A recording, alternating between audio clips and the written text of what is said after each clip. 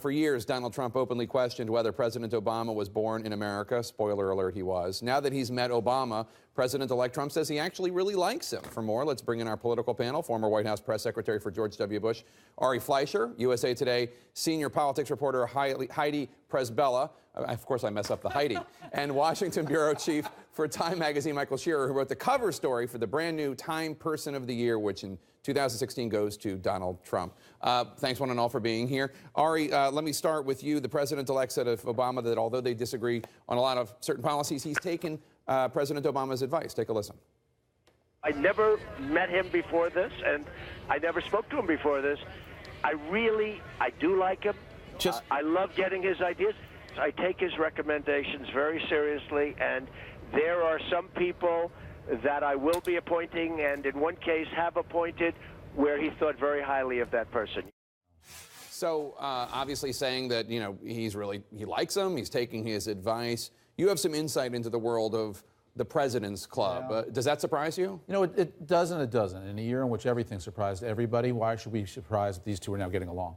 Right. But it's really interesting. You know, Donald Trump said about himself that he has the ability to be boring, that he has the ability to eat differently than he acted on the campaign trail. You saw that when he went to Mexico and had that news conference with the head of the state of Mexico.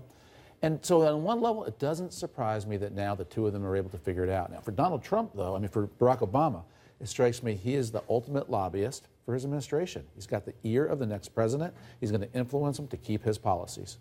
And Michael, the president-elect, said he was honored to be named Times Person of the Year 2016, but he also did take some exception to the subhead there, president of the divided states of America. Take a listen. It's divided. I'm not president yet, so I didn't do anything to divide. So he really thinks he did nothing to divide anybody? I think he really thinks that right now he's trying to unify, and that's what that message is. I think that's why he's praising President Obama so much. One of the first things he said to his advisors the day after the election was, I want to be the president for all Americans, why he's taken prosecuting Hillary Clinton off the table. I think it's a fact that, you know, he participated substantially in the very divisive campaign. But I think he's really trying, and you know, in our interview with him last week for the Person of the Year story, which is for better or worse the most influential person, so it's not strictly an honor.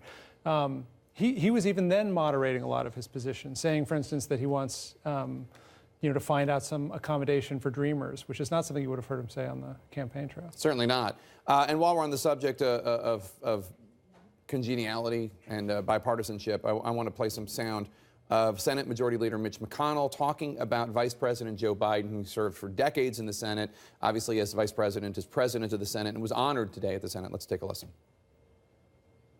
He's been blessed in many ways.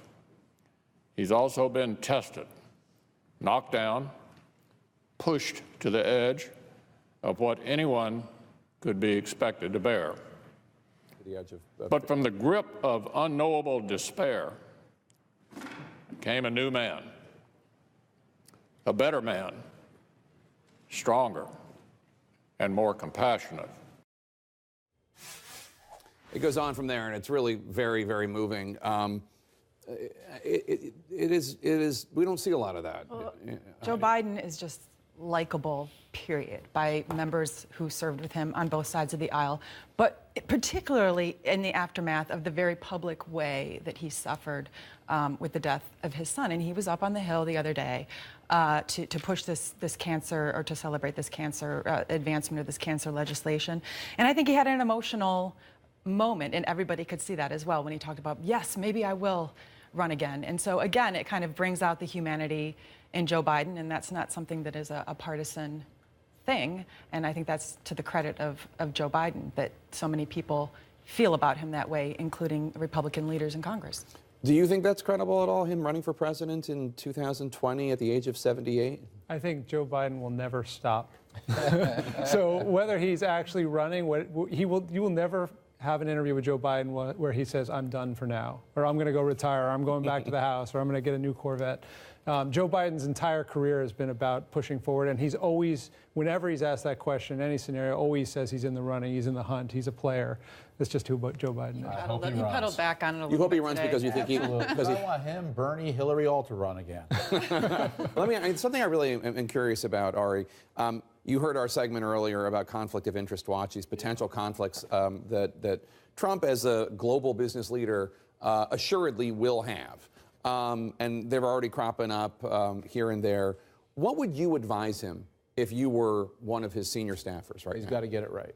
Look, what Donald Trump needs is for a neutral observer, who are very few of them in this town, but somebody who is not for him or against him, to say he made that decision because he thought it was good for the country, not for his bottom line. And he needs to carve out that relationship so he is not making decisions where people can make that accusation against him. I'd start by making sure that his children don't go to meetings that are governmental or quasi-governmental. If you're going to have a separation, it needs to be a strong black line that does not get crossed. What do you think? The problem is, all right, today with his taxes, or with his stock, he's acknowledging that because that was potential conflict of interest, he sold them off. And yet those are not companies that he controlled and directly drew a paycheck from. And the ethics experts that I talk to say there's absolutely no way to remove the potential, not even for Trump, but for people down lower the food chain to get in trouble for quid pro quo and for conflict of interest, unless he does remove ownership, okay? Because what he's talking about right now is transferring controlling power to his kids. But he's still the owner, and that is the key, is the ownership. And I just don't get a sense from what we're seeing, at least publicly, unless there's something really big going on behind the scenes, that there's going to be a move. And especially now with the polls coming out saying that the public also doesn't think that he should do it. But if you read the Constitution, and the Emoluments Clause is pretty darn clear that any kind of gift from a foreign government, which could be classified simply by foreign officials staying at his hotels, is a violation of that clause. All right, Michael, all right, Heidi, thank you so much. Really appreciate it.